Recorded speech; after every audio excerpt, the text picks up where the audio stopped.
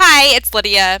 I wanted to talk a little bit more about Outschool. I have a couple other videos about Outschool and the application process and brainstorming class ideas, so check those out. But I wanted to talk to you today about how Outschool works. The first thing to note is Outschool is getting a ton of applications. It's popular right now because kids are at home, which is awesome. It's a great opportunity, but the hiring process is very slow, and a lot of people are being rejected as a result. So, if you're interested in teaching for Outschool, please use my referral link below and shoot me an email. I will be happy to help you with your application process.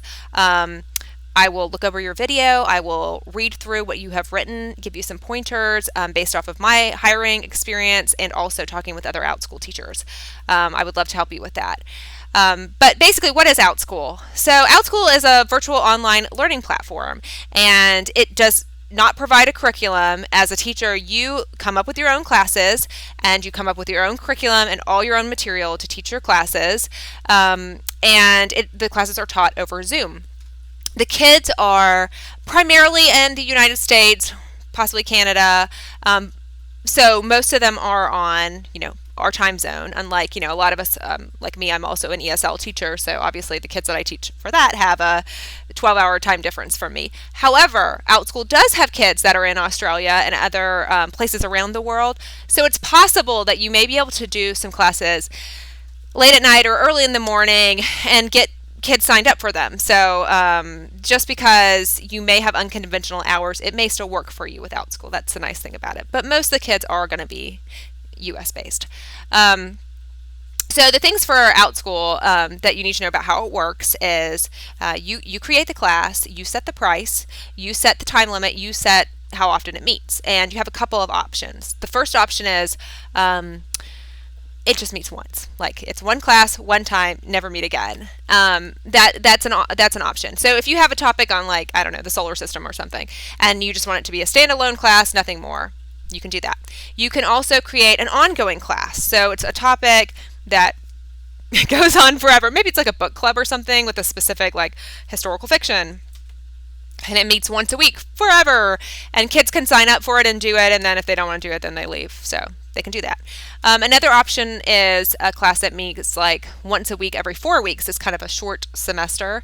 And then you can also do an 8-week class, which is once a week every 8 weeks. You can also do classes that meet more frequent. So camps are a really big thing right now, since camps are not in session and kids are at home and they're driving their parents crazy. So Outschool is really encouraging people to come up with ideas for these camps. I've seen camps that are a week-long camp, meeting 5 days a week. I've seen camps that are 3 days a week, 2 days a week, whatever you want to do. It kind of maybe depends on the topic and the age, but that's an option. So that is for you, however creative you want to be.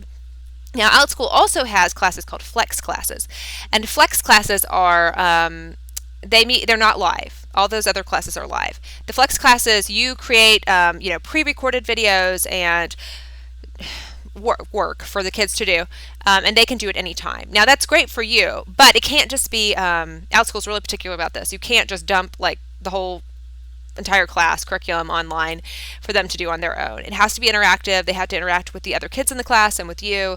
That's very important. So that's a flex class. So here's the way it works. Flex classes can have up to 18 kids in a class, which is amazing because you charge per kid. So the more kids you have in a class, the more money you're making. That's great. Your live class is the biggest class you can have, 12 kids. That's for older kids. And like it's based off their ages. So as you get a little bit younger, 9 kids is the max, and a little bit younger, 6 and 4. So if you're teaching like preschool kids, I believe it's about 4 kids in a class if you wanted to do a class with preschool age. So obviously you're going to make more money the more kids you have in a class, but you may be doing less prep. You may have a shorter class with younger kids. So they kind of have their advantages and disadvantages. In terms of the pay scale, you set the rate. So you can charge $15 for a class. You just have to deliver some sort of class that's worth $15. I would imagine some people who can really deliver on let's say technology, or if you really have some sort of experience with test prep, that would really deliver a lot of value to the students, you can charge more. If you're doing just a little story time that didn't really, it's not an enormous amount of prep for you, probably only $5. I can't imagine people are going to pay a huge amount for something like that. So you got to know what you're worth, what the content is that you're delivering is worth, but that's up to you, and you get to play around with that. If you list a class and no one signs up, it didn't cost you anything. You can try something else. But that is something to think about. Outschool is very popular right now. I mean, people are at home, and parents, want something that's going to keep their kids occupied and that's enriching. But what you teach does not have to be like academic. It can be, but it can be a social club. It can be a game. It can be, I've seen video game sorts of things like I'm not a video game person, but like how to, like pick your characters or something. I don't know. It can be something like that. It can be cooking classes, fitness, dance, singing, music. So it's not all like I'm preparing you for AP history exam or something like that. It can be. I mean, the thing about Outschool is you want to take whatever you're passionate about and create something unique. That is what Outschool is really looking for. And they'll tell you, the more like niche you can go and unique, find those kids that are super passionate about something. People have a lot of success with stuff like Pokemon, and combining it with like fractions, being creative, creating something that a class that kids are going to want to go to because it's tapping into something that they love and making the learning fun for them. That's really what's most successful on Outschool. But if you have any other questions about Outschool, how it works, I can't remember if I said this, but the classes are over Zoom, and you can screen share, you can share video, you can share audio with your class. You can set up your Google Slides or PowerPoint or whatever, and you can screen share. That's one way to do the class. So you have those options within the platform. But yeah, ask me questions if you have some.